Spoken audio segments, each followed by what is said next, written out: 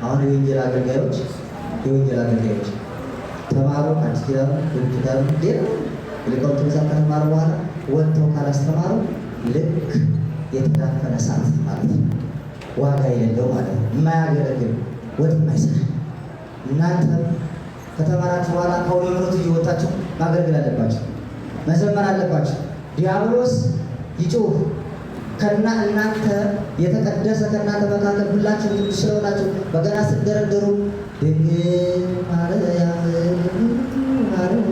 ስትሉ አንቺ አምላክና እያላችሁ ስትደረድሩ በዚህ ጊዜ ዲያብሎስ ከሰዎቹ ከሚሰሙት ሰዎች እየወጣ እየጮኸ ሄደ። ግዴታችሁ አይደለም፣ እየበለለ እንደው ጉም እየበለለ ይጣል። ዳዊት ይላል ተቀደሰ ስለሆነ 7 ዓመት ስላለበት፣ ስለዚህ እናንተም እንዲህ እንድትሆኑ ነው ዓላማው። የዚህ ባለቤት በእውነቱ አሜን ነው። በእውነቱ ብዙ ትውልድ ነው እያፈራ ያለና ይሄ ነው ወንጌል ማለት ሌላ አይደለም። እንግዲህ እናታችን ድንግል ማርያም ክርስቶስ እዛ ስትሰደድ ምን አገኛት? ሁለት ሽፍቶች አገኛት። እናንተ ታውቋቸዋላችሁ። ቴዎድሮስና ዳርክስ የሚባሉ ጌታችን አምላካችን መድኃኒታችን ኢየሱስ ክርስቶስ ሽፍታ ሳይሆን ወንበዴ ሳይሆን የአዳምን በደል ተቀብሎ ኃጢአተኛ ሳይሆን ኃጢአተኛ ነው ተብሎ በሁለት ወንበዴዎች መካከል መሀል ላይ ተሰቅሎ ነበረ።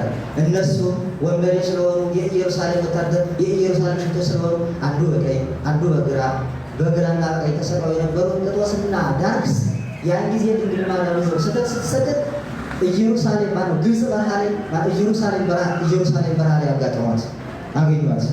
ሲያገኟት ያኔ ምርር ብላ አለቀሰች። አይ ልጅ አለች፣ ወይኔ አለች፣ ወይኔ ያዕቆብ ሄሮድስ ይገላል፣ ከዚያ ልጅ በመጣ እነሱ አገኙህን፣ አይ ልጅ ብላ ምርር ብላ አለቀሰች። አሁን ዛሬ ይህን ሳምንት ይህን ወር በዚህ ወር በየዓመቱ የምናስበው የምንጾመው የምንጸልየው ይሄንን እያሰቡ የድንግል ማርያም እንባ የወረደው ያንን ብዙ እንባ ያን የተቀደሰ እንባ ያን ወተት የሆነ እንባ ያን እያሰብን ስንጸልይ ያን እያሰብን ስናምር ያን እያሰብን ስገና ደግሞ ስንቀበል ያን እያሰብን ኪዳን ስናደርስ ያን እያሰብን ስንል ያን እያሰብን የተቀደሰ ስራ ስንሰራ ይሄ ነው ክርስቲያን ማለት ተዋህዶ ማለት ይሄ ነው። ይሄንን እንስማት። ዘር ለማድረግ ያለቀሰችው ነው የተለየው። እኛ ምናልባት የምናለቅሰው ርቦ ሊሆን ይችላል። ድንግል ማርያም ያለ እኛ የምናለቅሰው ቤት ፈልገን ሊሆን ይችላል። እኛ ልቅሶ የተለየ ሊሆን ይችላል። ደስ የማይለው ልቅሶ እንደሱ አይደለም። ወይ ዘመን ሙቶ ሊሆን ይችላል። ስድስት አስር ዘርን ለማትረፍ አይ ሰዎች እኮ ልጅ ሲሞትባቸው ያለቅሳሉ እኮ ያለቅሳሉ። እሷ ግን እንዲህ አይደለም። የትውልዱ ጉዳይ ነው ያስለቀሳት። ክርስቶስ ያለ ጊዜው ቢሞት ማኖሮ ትውልዱ አይድንም ነበር፣ መዳን የሚባለው አይገኙ ነበር፣ ገነት አትከፈት ነበር። ይሄ ነበር የምታስበው ድንግል ማርያም። ልቅሷ ነበር፣ ገነት አትከፈት ነበር ገነት። ስለዚህ ልቅሷ ነበር። አለቀሰችና ወዲያው ጴጥሮስና ዳርክስ አገኟት እና ጌታ ኢየሱስ ክርስቶስ ለብሶ ልብስ ጫማ ነበረች። ከሕፃንነት ጀምሮ ገና የተገዛለት ምታል ቁጥር ምጨመር ምሳሌው እህት የለበሰችው ጫማ በልኳ ነው።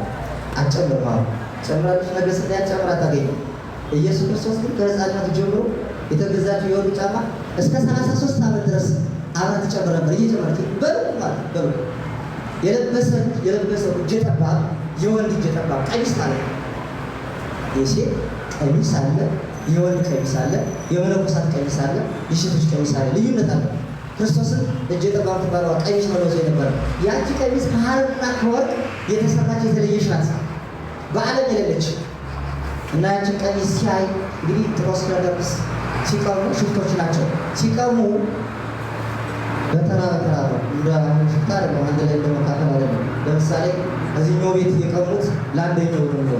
ምንም ይሁን ወርቅ ይሁን አልማዝ ይሁን እንቁ ይሁን ብር ይሁን አንድ ቤት ያገኙ ለአንደኛው ብቻ የሚሆን ደግሞ እዛኛው ቤት ያገኙ ደግሞ እንደድላቸው። አሁን አጋጣሚ የጴጥሮስ ተራ ክርስቶስ ቀኝ በክርስቶስ ቀኝ ወንበዴ የተሰቀለው ጴጥሮስ የእሱ ተራ ነበርና ክርስቶስን ሲያይ ሕፃኑን ሲያይ ድንግባቱን ሲያይ ድንግል ማርያምን ሲያይ እነዚህ ሕፃን አቀማቸው። ይህ ሕፃን አቀሙ በጣም ያምራል። እቺ እናትን ታምራለች። እንዲሁ አሳሳ እኔ ሳልቀባ መብቴ ነው አያገባህም አለው ዳርክስ። አይገባም ወይ ያዕቆብ ዳርክስ በግራ የተሰቀለው ወይ የኔ ተራ በሆነ አለ አያችሁ፣ አንዳንድ ጊዜ ወንበዴም ተሆኑ መናናቸው ሮሮ ብቻ የዋህ ሆን ጥሩ። አይ ለወንበዴ ይቻላለሁ ወይ? አዎ አለ እንደ ጴጥሮስ እና ያን ጊዜ ኢየሱስ ክርስቶስ ሕፃኑ አፉን ፈታና የ2 ዓመት ልጅ ነው እንዲህ አለው፣ ጴጥሮስ አዳምን ቀድመው ገነት ትገባለህ አለው። ያን ጊዜ ትንቢት የተነበየለት ጴጥሮስ አዳምን ቀድመው ገነት ትገባለህ። አፉን አውጦ ሲናገር ጴጥሮስ ደነገጠ። ለወንበዴ ሲጀመር ዳርክስን ሰምቷል። ገነት ይገባል። ስለ ገነት፣ ስለ ቤተ ክርስቲያን፣ ስለ መስቀል፣ ስለ ክህነት፣ ስለ ክብረ ክህነት፣ ስለ ጾም፣ ስለ መስገድ አሁን አይገባው። ስለ ጫት ትነግሩት፣ ስለ ዱላ ትነግሩት ሊገባው ይችላል። ማርያም እዚያ ጊዜ ደስ አላት። በጣም አልቅሳ ነበረ። ነው አቆየ። እዛ በኋላ ያ ዳርክስ የተባለው ወንበዴ ኢየሱስ ክርስቶስን በያዘው ትልቅ ሰይፍ እንግዲህ ከቀሙ በኋላ ከአንገት በላይ ይቆርጣሉ፣ ከአንገት በታች ደግሞ ይቆርጣሉ። ክፉዎች ናቸው፣ ጨካኝ ናቸው። የኢየሩሳሌም ሰዎች እንደዚህ አሰቃይተው ነበር። ከቀሙ በኋላ መግደል፣ ንብረት ከወሰዱ በኋላ መግደል። አሁን እኮ እንዲህ ናቸው። በኢትዮጵያ በሀገራችን ከቀሙ በኋላ የሚገሉ ከገደሉ በኋላ የሚቆማምጡ 36 አካላት እንደ ፍየል፣ እንደ በግ፣ እንደ ዶሮ አይነት ትውልድ ነው ያለ። ይህንን ትውልድ እግዚአብሔር አምላክ በእውነቱ እንዲሁ በልቡ ገብቶ መንፈስ ቅዱስ ያስተምርልን፣ ወደ እኛ ያምጣልን፣ ደግ ዘመኑን ይስጠን እና ድንግል ማርያም ደስ አላት። ይህንን መከራ አስቡት፣ ይህንን ልቅሶ አስቡት። ልጅ ቢኖራችሁ ልጅ ብትወልዱ የምትወዱት አባት እናት አለቻችሁ። እናታችሁ ግን አንዱ ወንበዴ ፈልጓት ሊገላት ቢወስዳት ምን ያክል እንደምታዝኑ እሱ እያሰባችሁ እንኳን ድንግል ማርያም እና መጨረሻ ላይ ሄዱ። ጴጥሮስ ኢየሱስ ክርስቶስ እንዲህ አድርጎ ማነው ዳርክስ ሲያስፈራረው በዛች ሰይፍ ያቺ ሰይፍ ቁመት መጣለች፣ ዱቄት ሆነች፣ እንዳልነበረች ሆነች። መልሶ ኢየሱስ ክርስቶስ ሰይፉን ባርኮ ሰጠው ለዳርክስ። መንገዳቸውን ቀጠሉ። ፈርተዋል፣ እየሮጡ አላገናዘቡትም፣ አልተገነዘቡትም። በውስጣቸው አላት እንዲሁ ይህን ያክል እንኳን ምንድን ነው ነገር አላሉ። ሄዱ መንገዳቸው እንዲሁ ነው። መጨረሻ ላይ ክርስቶስ ተመልሶ ከዛም 33 ዓመት ሆኖት ከዛም መስቀል ላይ ሆኖ ያለ ኃጢአቱ የነሱን ሁሉ ኃጢአት የአዳምን ኃጢአት ተሸክሞ በመካከላቸው ተሰብረው እነሱ ነፍስ ስለሚገሉ ክፎች ስለሆኑ ስለሚገባቸው ተሰቀሉ እና በቀኝ በኩል ያለው ተዘከረና እግዚኦ በውስተ መንግሥትከ እያለ አቤቱ በመንግስት በመጣ ጊዜ አስበኝ እያለ ሲጮህ፣ በግራ ያለው ደግሞ ወዲያው እያለ ያሾፍ ነበር። አምላክ ከሆነ እስኪ ራሱን ከመስቀል ያውርድ፣ ንጉሥ ከሆነ ያውርድ እስኪበል እያለ ያሾፍ ነበር። ኧረ ተው ይለዋል። በዚህኛው ያለው ተው፣ እኛ በኃጢአታችን ነው፣ ነፍስ ገለን ነው፣ ባንጃ ቆርጠን ነው፣ ከፍ ብለን አንገት ቆርጠን ነው፣ የሰው ንብረት ቀምተን ነው፣ ወንበዴዎች ነን፣ ስኳ ኃጢአት የለበትም፣ ኧረ ተው ይገባናል፣ እኛ ስኳ ይገባው እያለ ይናገራል። እና ያን ጊዜ ነው ኢየሱስ ክርስቶስ አሁንም አዳምን ቀድመው ገነት ትገባለህ ካሉ አሁን ነው አለ። አሁን ግን ትገባለህ አለ። መጨረሻ ላይ የመጀመሪያ ገነት የገባ ሰው ይኸው ጴጥሮስ ነው ማለት ነው። በጣም ይገርማል። ለወንበዴም ሩሩህ ነው ይሄ እና ድንግል ማርያም ደስታዋ ነበር። መንገዷን ቀጠለች። አሁን ድንግል ማርያም ይሄን ብቻ አይደለም ማሰብ ያለብን። ይሄንን ሽፍቶች መጥተውባት ያን ጊዜ ወይኔ እያለች እየተበዘበዘች እንባዋን እያወጣች ያን ጊዜ የሚወርደውን እንባ እያሰበ መጸለይ ብቻ አይደለም፣ ሌላ ማለት።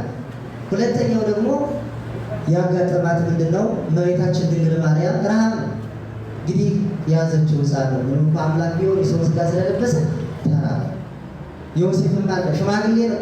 የ97 አካባቢ ዓመት ሲሆነው ሽማግሌ ያጎቷ ልጅ ጎቷ ዘመዷ ሽማግሌ ዮሴፍ ንጹሑ ሽማግሌ ዮሴፍ እና እሱ ተራበ። ሰሎሜም ተራበች እና ይሻላለሁ ብላ ድንግል ማርያም ወደ መንደር ሄደች።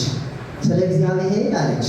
እነሱን አስቀምጣ ሄደች እና ድንግል ማርያም መንገድ ላይ ሰዎችን አስቀምጣ ልጇን ዮሴፍን ሰሎሜን አስቀምጣ ወደ መንደር ቦታ እየለመነች እንግዲህ ልመና ያኔ ነበር ማለት ነው።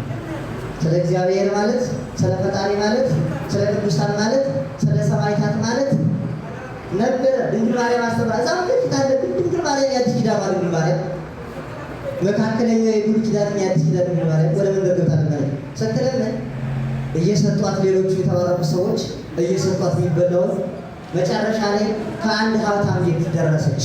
ያ የተባረከ ቤት አይደለም፣ ቤቱ ግን በጣም የሚገርም ነው፣ የሚያምር ቤት ነው።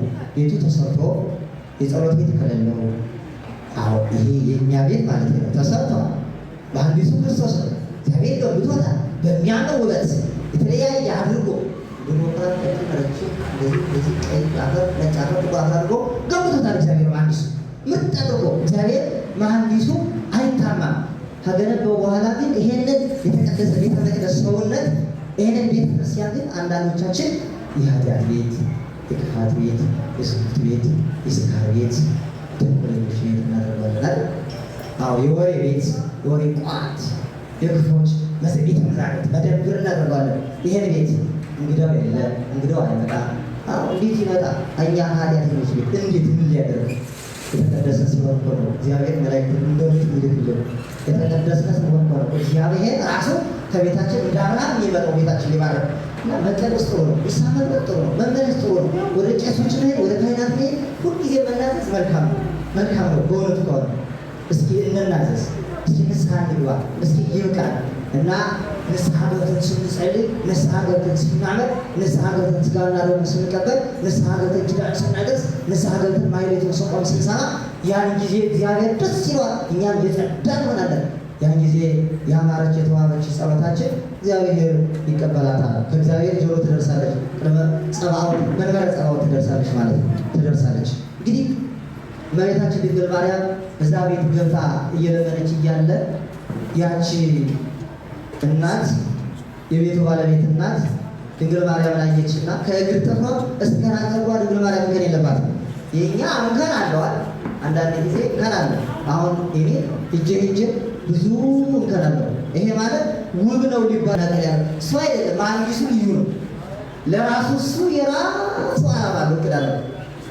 እግዚአብሔር መሐንዲስ፣ ሌሎች መሐንዲሶች እኮ ይሄ እንዲህ ቢሆን ጥሩ ነበር ተብለው ይታማሉ ወይም ደግሞ ይታረማሉ። እግዚአብሔር ግን አይታረም እና እንከን የለባትም ድንግል ማርያም ማለት ነው። እና አየቻትና ለማኝ አለች። እሺ ለማኝ አለች ስትላት ያኔ ድንግል ማርያም ተቀየመች። በጣም ይገርማል። ቅዱሳን አይቀየሙባችሁ፣ በቤታቸው የመጣው ሰው አይቀየሙባችሁ። ያ ቤታቸው የቆመ ሰው መልአክ ሊሆን ይችላል፣ እግዚአብሔር ሊሆን ይችላል፣ ድንግል ማርያም ትሆን ትችላለች። ከቅዱሳን ከቅድስቲቷ አንዷ ልትሆን ትችላለች። ስለዚህ ከቤታችን የቆመውን ሰው የሆነ ምክንያት አድርገን ካስቀየመ እግዚአብሔር በእኛ ላይ መዓት ያመጣል። እግዚአብሔር ቸር የሆነ ነው እንጂ እና ስትቀየም ወዲያው እግዚአብሔር ታምሩን ሰራ። ያቺ ሴት መሬት አማካኝ ተዋጠቻት። ሲኦል አንደኛዋን ወረደች፣ ሰራተኛዋን ገደለች፣ እሷም አብራ ሾካለች። ልጆችም ከቤት አሉ፣ እነሱም አብረው ዘብተው ነበር በድንግል ማርያም ላይ። በቅዱሳን ላይ ዛሬ የሚዘብቱ አይባሉት ሁሉ እግዚአብሔር አማላጅ ነው የሚሉ ተመልከቱ። ክርስቶስ ገና አልተወለደ የሚሉ ገና እዚህ በኋላ ይወለዳል የሚሉ የተረገሙ አሉ። ገና እነዚህም መሬት አማካኝ ታወጣቸዋለች። ገና ንስሐ ካልገቡ፣ ካልተመለሱ፣ ካልተጸጸቱ። ስለዚህ እኛም እንደነሱ እንዳልሆነ እግዚአብሔር አለ ግን እንዲህ የሚል እንኳን ዛሬ አይ እግዚአብሔር ቢኖርም ማኖሮ አይ ድንግል ከመነበሩ ብትኖር ማኖሮ እንዲሁ እግዚአብሔር ካለህማ ማለት እኮ ፍጹም እግዚአብሔር የለም ማለት ነው። ስለዚህ ተጠምቀን ይሄን ማለት እግዚአብሔር እንደሌለ መፍጠሩ እና ወዲያው ዝንጀሮ ጦጣ እየሆኑ ሰራተኛዋ ልጆችም እንዲያው ፍጹም ወደ ዝንጀሮነት ወደ ጦጣነት 100% ተቀየሩ። ዛሬ እኮ እንዲያው ሆነን ምናልባት የሰው አምሳል የሰው አካል አይን ጆሮ አለን፣ ነገር ግን ፍጹም ተቀይረናል። ሰው በኃጢአት ቦታ ተገኝቶ ዝንጀሮ አይደለም። ዝንጀሮ እኮ ያስብማል አስብ አባቱን እናቱን አባቱን ያገባል። ዝንጀሮ ማለት ይሄ ጦጣ ማለት ይሄ። ስለዚህ ምናልባት የሰው ባህሪ የሰው አካል አምሳል የሚይዝ ኑሮን ነገር ግን የምንሰራው ስራ ከዝንጀሮ ያነሰ ከሆነ ይሆንና እግዚአብሔር አምላክ ቢስተር ድንግል ማርያም ከዚህ በኋላ ተመለሰች። ምግብ ሰጠቻቸው። ወደ ግብፅ በረሃ ሄዱ። ወደ ግብፅ ሄዱ። ግብፅ ደረሱ። ከግብፅ ደረሱ በኋላ 3 ዓመት ከ6 ወር ነበር። ከዛም የእግዚአብሔር መልአክ ቅዱስ ገብርኤል ለቅዱስ ዮሴፍ በሕልሙ ነገረው። እርጉም ሄሮድስ ሞቷልና ያ እርጉም ሄሮድስ ሸቶ ቅርቶ ተጠርጥሮ ሆዱ ፈንድቶ በክፉ በሽታ ሞተ። የገዳዮች መጨረሻቸው ይሄ ነው። የክፉዎች ይሄ ነው። ክርስቲያኖችን የሚያሳድዱ መጨረሻቸው በሞት ንስሐ ሳይገቡ ያው መጨረሻ ላይ ግን እሱ ሲሞት የእግዚአብሔር መልአክ ለቅዱስ ዮሴፍ ነገረውና ሕፃኑና እናቱን የሚፈልገው ሄሮድስ ሞቷልና ሕፃኑና እናቱን ይዘህ ወደ ሀገሩ ተመለስ አለው እግዚአብሔር መልአክ። ደስ ይላል። የተቀደሰ ሰው የእግዚአብሔር መልአክ በሕልሙ እንዲህ ይነግረዋል። ሳይጸልይ የሚተኛ ሳይጸልይ የሚበላ ሳይባርክ የሚበላ ችኩል ሰው ደግሞ የእግዚአብሔር መልአክ ሳይሆን መልአከ ጽልመት በሕልሙ እየመጣ ሲያባክኑት ያድራሉ። አንዴ ውሻ ሲነክሰው፣ አንዴ በአየር ላይ ክንፍ አውጥቶ ሲሄድ፣ አሁን ክንፍ አውጥተን ስነድ መልአኩ ነን ይመስለናል። በቃ ወጣ ልቅታ አይደለም። እዛ ደግሞ ስንሮጥ ገደል ስንገባ ስንወጣ ይሄ ምን ይመስላችኋል? ይሄ የእምነት ችግር ነው እና በአካችሁ ስንጸልይ ይደረግልኛል ብለን ማታ እንጸልይ፣ ስንነሳ ሌሊት እንዲሁ። እናንተ ክርስቲያኖች ናቸው። በቀን 7 ጊዜ ጸልዩ። ይቻላል፣ ግዴታ ነው 7 ጊዜ። ከተቻለ 12 ጊዜ፣ ፍጹም ከተቻለ ደግሞ 24 ጊዜ ጸልዩ። ያሊያ ግን 7 ጊዜ ሳይጸልይ የሚውል እንደ ቅድሟ ሴትዮ ዝንጀሮ ወይም ጦጣ። 7 ጊዜ ሳትጸልዩ አትሉማል።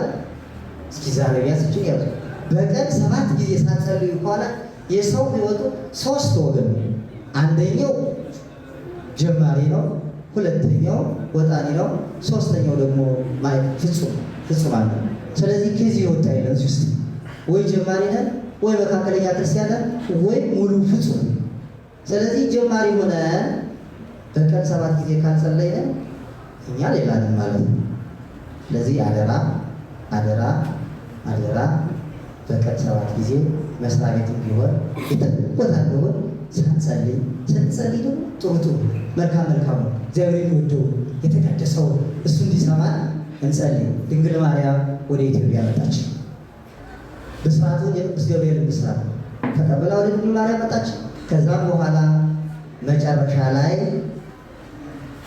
3 ወር ተቀመጠች። ምስራቋን፣ ምዕራቧን፣ ሰሜኗን፣ ደቡባን ኢትዮጵያን እየባረከች 3 ወር ከተቀመጠች በኋላ የእግዚአብሔር መልአክ ቅዱስ ዑራኤል ከልጅነቷ እስከ ዕለተ ረፍቷ አልተለያትም። መጨረሻ እሱ የጫናት እዚህ ጣና ቂርቆስ ላይ ነው ታድረው። እዛ ጣና ላይ ጸአና በደመና ጸአና ማለት ጫናት ማለት ነው። በደመና ጫናት እየተባለ እየተነገረው ይጭናታል። በደመና ይመጣል። ክርስቶስ ደመናውን ይጠቅሳል። ይመጣና ልክ እኛ በአየር ተሳፍረን እንድንሄደው በደመና ላይ ይሆናሉ። በቃ ኢትዮጵያን እየባረከች 3 ወር ተቀመጠች። ከዛም እግዚአብሔር ልጇ ወዳጇ ኢየሱስ ክርስቶስ ድንግል ማርያምን አስራት በኩራት አድርጎ ሰጣት። ኢትዮጵያ ሀገር ላንቺ ናት፣ ኢትዮጵያ ያንቺ ሀገር ናት ብሎ ቃል ገባላት። ዛሬ ለዚያ ነው ድንግል ማርያም የኢትዮጵያ አስራት ሀገር የምትባለው። ከዛም ወደ ኢየሩሳሌም በሰላም ተመለሱ። ክርስቶስ ተመለሰ። ስለዚህ እመቤታችን ድንግል ማርያም ይሄንን ወራት እየጾምነ እየጸለይነ የምንቆየው ለዛ ነው። እንግዲህ ጌታችን አምላካችን መድኃኒታችን ኢየሱስ ክርስቶስ ግብፅ ላይ የተቀመጠው የተሰደደው ዘር ለማትረፍ እኛን ሊያድን ነው። ካልተሰቀለ ካልሞተ ወደ ሲኦል ካልወረደ ወስዳ መቃብሩን አጥፍቶ ገነትን መልሶ ካልሰጠ እኛ ዛሬ ክርስቲያን መባል የለም ነበረ። ስጋው ደግሞ የለም ነበረ። ካህናትም አይኖሩም ነበረ። መስቀሉም አይኖሩም ነበረ። ቤተክርስቲያን ጋር እስኪ አይኖሩ ነበረ። ይህንን ደስታ ለማሰብ ክርስቶስ ሞት ያለ ጊዜው እንዳይሞት ተሰደደ። እኛ መከራ ከመጣ አስቸጋሪ ነገር ከሆነ ከአንዷ ከተማ ወደ ሌላ ከተማ መሸሽ ሲያስተምረን ነው ማለት ነው። እንግዲህ እስከ ነገ ድረስ በዛ ተቀመጥ። እኛ አምላካችን እስኪመጣ ድረስ መቀመጫችን ማናት? ቤተክርስቲያን። አምላካችን እስኪመጣ ድረስ መቀመጫችን ማን ነው? ወንጌል። አምላካችን እስኪመጣ ድረስ መቀመጫችን ማናት? መቀመጫችን ማን ነው? እምነታችን ተዋህዶ ቤተክርስቲያን ኦርቶዶክስ ነች። ከዚያ ውጭ ምንም መቀመጫ የለንም እና በዚህ ኖረን ክርስቶስ ሲመጣ አሁን ገነት ባለ መንግስተ ሰማያት እንድንገባ እግዚአብሔር ይፍቀድልን። የአብ ምሕረቱ የወልድ ትዕግስቱ የመንፈስ ቅዱስ ቸርነቱ ከኛ ጋር ትሁን። ይቆየን።